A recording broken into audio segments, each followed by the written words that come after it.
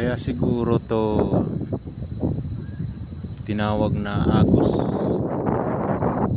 River kasi siya, malakas yung agos ng tubig, hindi kayang tawirin ng bata doon, lalo na doon sa may doon sa baba, doon sa may mga maraming cottage. Sobrang lakas ng tubig doon.